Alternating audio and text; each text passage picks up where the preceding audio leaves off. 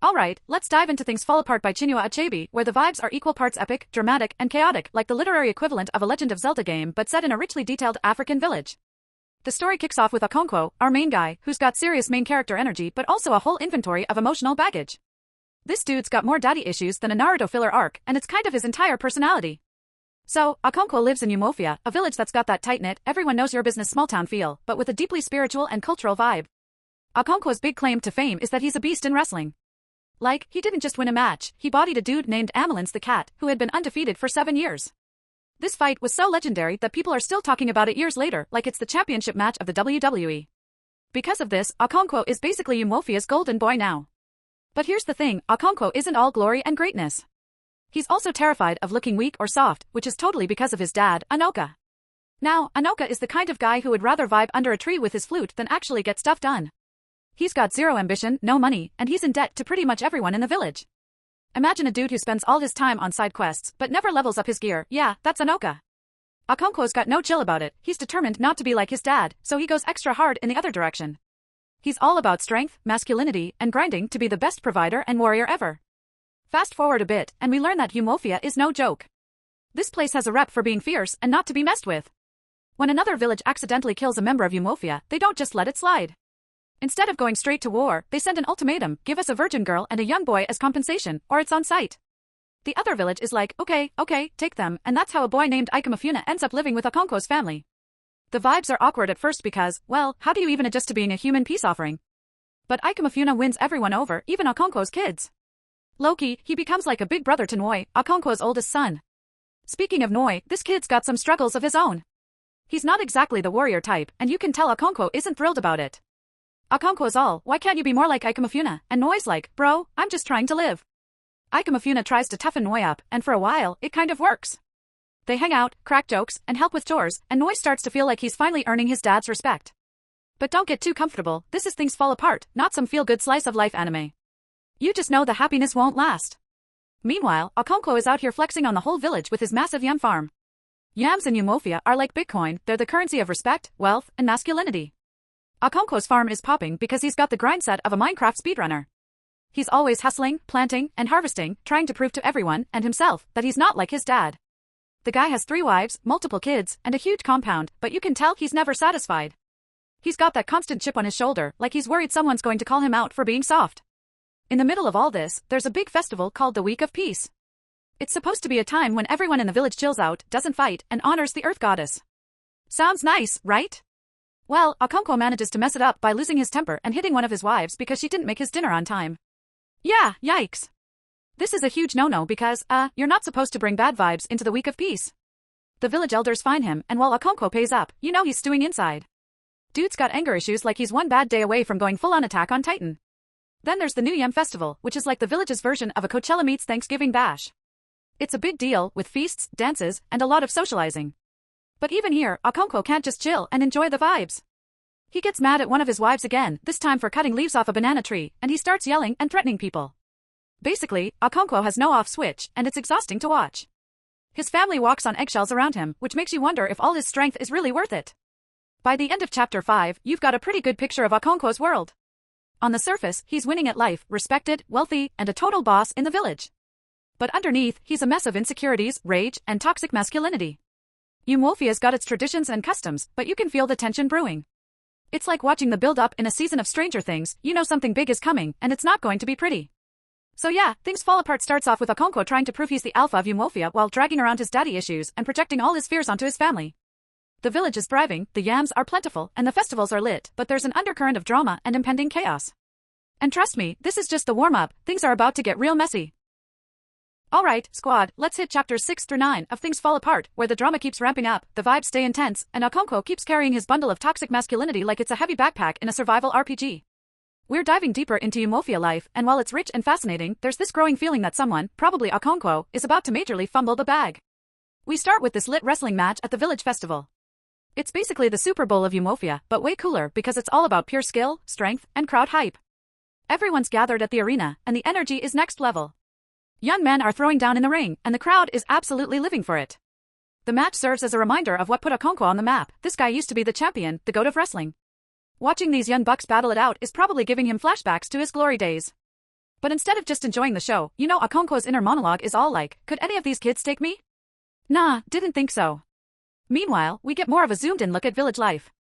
Umuofia isn't just a backdrop, it's a living, breathing place with customs, rituals, and a tight-knit community that's all about balance and tradition. But, like in every good drama, things don't stay chill for long. Soon after the festival, the focus shifts back to Okonkwo's household, where things are complicated, to say the least. Okonkwo's family dynamics are messy. He's still putting the weight of all his insecurities on his oldest son, Noi, who's just out here trying to figure out life. Noi isn't the tough, macho heir Okonkwo wants, and the kid feels it hard. Ikamafuna, the peace-offering boy who's basically been adopted into the family, is kind of a buffer here. He's got big brother energy, helping Noi toughen up and even impress Okonkwo sometimes. It's wholesome, for now. But don't get too comfortable, because Achebe's about to hit us with some foreshadowing. The village oracle, who's basically the MVP of spooky, all-knowing vibes, summons Okonkwo. If this were an anime, the oracle's cave would be full of glowing eyes and cryptic whispers. The oracle decrees that Ikamafuna has to be killed because, apparently, the gods aren't about his redemption arc brutal, right? Okonkwo's like, yikes, but okay, I guess, because defying the oracle is a big no-no in their world. Now, here's where Okonkwo really shows his true colors. The village elders, trying to be merciful, say that Okonkwo doesn't need to be involved in the execution since Ikamafuna sees him as a father figure. But Okonkwo's out here like, what if people think I'm soft? So he goes along for the killing mission. When the moment comes, it's straight up devastating. Ikamafuna is led to believe he's being taken home, but instead, he's attacked. The boy cries out for Okonkwo, thinking he'll save him, but Okonkwo delivers the killing blow himself. It's a gut punch of a scene, both literally and emotionally. If you didn't already think Okonkwo needed therapy, now's the time to start the petition. After Ikamafuna's death, Noi is absolutely wrecked. This is the turning point where Noi starts questioning everything, his dad, the culture, the gods. His sadness hits like the betrayal arc in a shonen anime where the protagonist realizes their mentor was never the hero they thought. You can't blame the kid, though. Ikamafuna was his role model, and now he's gone because of some tradition that doesn't make sense to him. As if all that wasn't enough drama, Okonkwo starts spiraling. He's walking around like nothing's wrong, but inside, he's grappling with guilt, anger, and a whole cocktail of emotions he refuses to name because, apparently, admitting feelings isn't manly. To distract himself, he throws himself into work, farming yams like his life depends on it, which, honestly, it kind of does. But you can tell this dude is low-key cracking under the pressure.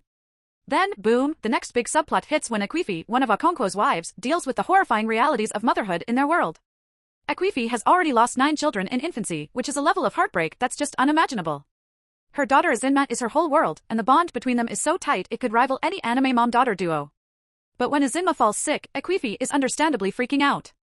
Okonkwo actually shows a glimmer of humanity here, running around trying to find medicine for Azinma. It's one of the rare moments where you see he does care deeply for his family, even if he's terrible at showing it. The tension is real because if Azinma dies, it's going to break Akwifi completely. Thankfully, the gods decide to chill for a second, and Azinma starts to recover. There's a lot to unpack in these chapters: Okonkwo's toxic bravado, Noi's disillusionment, the cultural weight of traditions, and the resilience of women like Akwifi who keep going despite unimaginable pain. The world Achebe creates is so rich and alive, but it's also relentless in showing the cracks in both Okonkwo and the society he's trying so hard to fit into. By the end of Chapter 9, the vibes are heavy. The wrestling matches and festivals feel like distant memories. Okonkwo is still clinging to his ideal of strength, Noi is quietly slipping away emotionally, and Akwifi is holding her daughter close, knowing how fragile life can be. This story is building towards something huge, and you can feel it in every tense, heart-wrenching moment.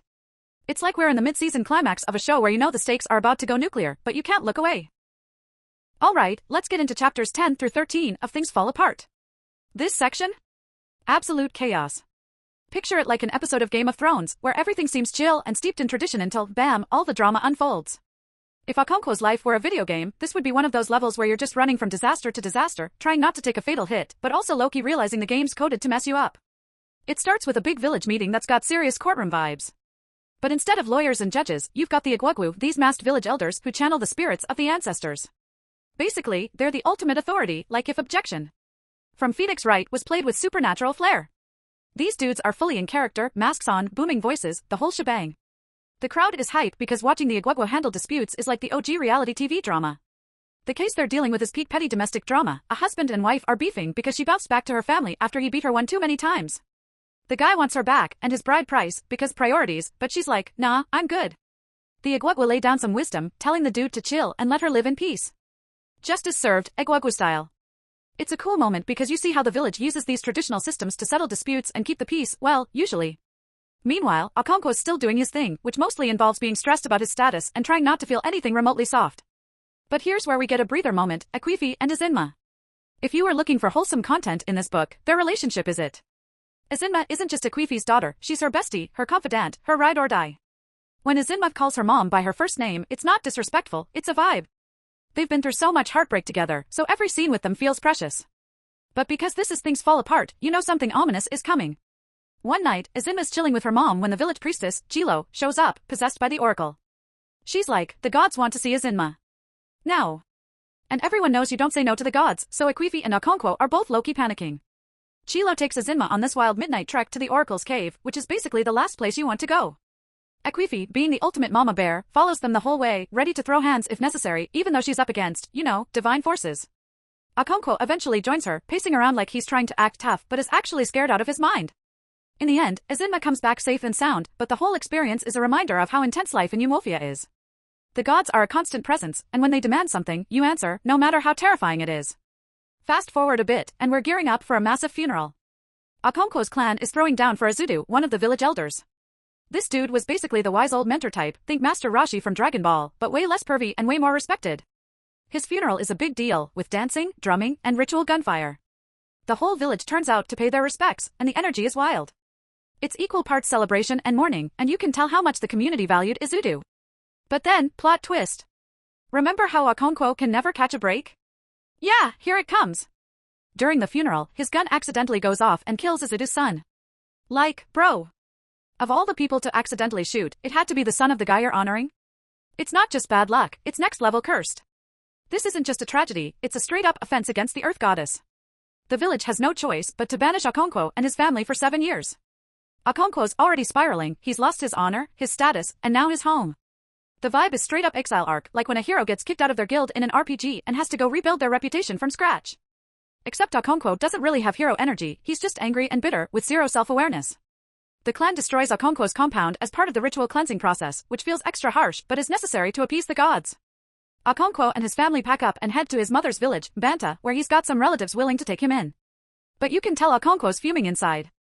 He's thinking about how hard he worked to climb the social ladder, and now it's all gone. His obsession with strength and masculinity isn't helping either. Instead of seeing this as a chance to reflect and grow, he's stewing in resentment, blaming fate and everyone else for his problems. By the end of chapter 13, the stakes are high, and the vibes are heavy. Okonkwo's fall from grace is in full swing, and you can't help but feel like the guy's worst enemy is himself. The community of Umofia is still thriving, holding on to its traditions, but there's this lingering tension that things might not stay this way forever. Achebe's setting the stage for something big, and you just know it's going to hit hard.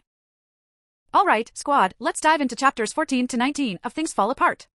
This is where Okonkwo's exile arc really kicks in, and spoiler alert, it's giving all the tragic anti-hero energy. Imagine a gritty RPG where you've been downgraded to a starter village and every side quest just makes you question the meaning of life. That's Okonkwo's vibe right now.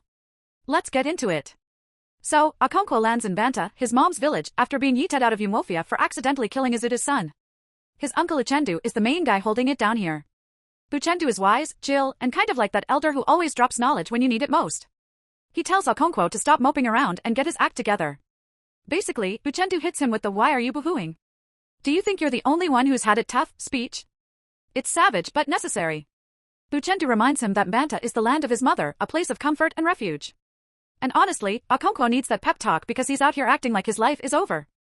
Okonkwo sets up his new life in Banta, but let's be real, he's not exactly thriving.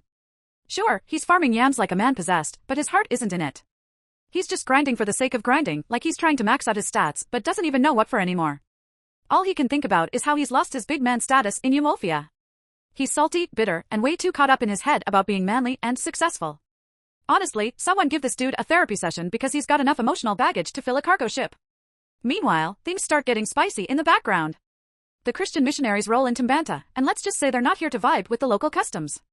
They set up shop and start preaching about this new god who, apparently, doesn't need sacrifices or rituals. This whole concept is wild to the Banta people. It's like telling them their favorite video game doesn't need a final boss battle, just press a button and you win. Some villagers laugh it off, like, okay, cool story, bro. But others, especially the outcasts who've been treated like dirt in their own culture, are like, wait, this sounds kinda nice. One of the new converts is Noi, Okonkwo's oldest son. Yup, our boy Noi is about to pull the ultimate "I'm not like you, dad" move. He's already been low-key questioning everything since Ikemofuna's death, and now Christianity is giving him a way out of the life he hates. When Noi starts hanging around the missionaries, Okonkwo loses it.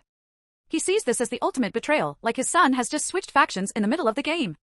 Okonkwo confronts Noi, and it gets ugly. He beats the kid and basically disowns him. Noi, fed up and done with the drama, straight up leaves to join the Christians, leaving Okonkwo seething in rage. While Okonkwo's personal life is crumbling, the missionaries are slowly gaining more ground. They build a church on land that the Mbanta villagers think is cursed, assuming the gods will strike them down. But when nothing happens, the villagers are like, wait a second, it's a classic what if we were wrong all along moment, and it shakes things up. The church becomes a hub for converts, and the vibe in Mbanta starts to shift. It's not a full-on takeover yet, but you can feel the tension building. In the middle of all this, Uchendu continues to be the wise uncle we all need. He sees what's happening with the missionaries and warns the villagers not to get too complacent. Uchendu's all about balance and respecting traditions, but he's also got this subtle awareness that change is coming whether they like it or not. He's the kind of character who understands the long game, even if Okonkwo is too stubborn to see it. As Okonkwo's 7-year exile comes to an end, he starts planning his big return to Umofia. He's got this vision of rebuilding his life, reclaiming his status, and becoming the top dog again. It's like he's prepping for a comeback tour, complete with new yams, new swagger, and the same old toxic mindset. But Okonkwo's not paying attention to the bigger picture. The missionaries have already started spreading their influence in Umofia, and things aren't the same as when he left. You can tell he's walking into a situation he's not ready for. By the end of chapter 19, Okonkwo's return is looming, and the stakes couldn't be higher. His personal world is in shambles, Noi's gone, his dreams of legacy are slipping away, and his obsession with tradition is making him blind to the changes happening all around him. Mbanta, meanwhile, has served as a microcosm for what's coming. The arrival of the missionaries isn't just a subplot, it's the start of a cultural collision that's about to blow everything wide open. Achebe is setting us up for a major showdown, and you can feel the tension bubbling under the surface. Okonkwo might think he's ready to reclaim his old life, but the world he knew is changing fast, and not in his favor. It's that slow-build dread, like when you're exploring an open-world game and the music changes, letting you know something big is about to go down. Okonkwo might think he's the hero of this story, but reality? It's a lot more complicated than that. Alright, buckle up, because chapters 20 through 25 of Things Fall Apart are a roller coaster, and spoiler alert, it does not end with good vibes. Think of this as the point in an anime where everything looks like it might turn around, but then it nosedives into heartbreak and existential chaos. Let's get into it. Okonkwo finally gets to eat himself back to Umofia after 7 long years of exile. And bro is hyped.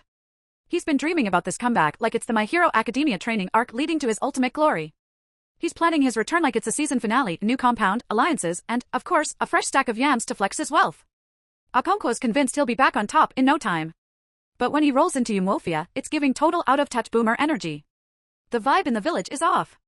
For one, the missionaries have leveled up since he's been gone. They've got a church, converts, and even their own little government system rolling. And the clan? They're not resisting as hard as Okonkwo would have hoped. Instead of gearing up for a rebellion, they're all like, meh, let's not make a big deal out of it. Okonkwo's trying to fire them up, but his clan's in it is what it is mode. The missionary squad isn't just some harmless side quest anymore. They've brought with them this dude named the district commissioner, who's running things like he's the final boss in a stealth game. Except instead of going in loud, he's playing chess, taking over bit by bit while the clan is still figuring out what hit them.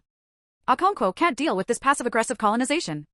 He's been all about brute strength and flexing on his enemies, but this sneaky approach? It's driving him wild. Things escalate when one of the converts, Enoch, pulls the ultimate troll move. During an annual clan festival, he unmasks an Egwugwu, a move so disrespectful it's like he just rage quit a game and unplugged the console in front of everyone. The clan is furious. They're not about to let this slide, so they rally together and burn the church down as payback. Okonkwo finally feels a flicker of hope. He's like, this is it. The squad's finally waking up. But hold up. The district commissioner isn't letting that slide. He summons the village elders to talk, which sounds chill, but it's a trap. He arrests them and locks them up, demanding a ridiculous fine to let them go. While they're imprisoned, the guards humiliate and abuse them. When the clan scrapes together the money to pay the fine, Okonkwo is livid. He's been holding on to the dream of his people rising up, but this moment? It's the ultimate L. The clan's leaders are humiliated, and the villagers aren't about to start a war. Okonkwo, though, is still convinced he can turn this around. He's like, alright, time for some main character energy. At a village meeting, he tries to rally the clan to fight back against the colonizers. But mid-speech, the district commissioner's messengers show up to shut things down. And this is where Okonkwo hits his breaking point. He straight up kills one of the messengers with his machete. It's a bold move, sure, but instead of rallying the clan, it just makes everyone freak out. They're not about that life, and Okonkwo realizes he's completely alone in this fight. This is where the story takes a turn that hits harder than any boss battle. Okonkwo, the guy who built his whole identity on strength and control, can't handle the realization that his clan is no longer with him.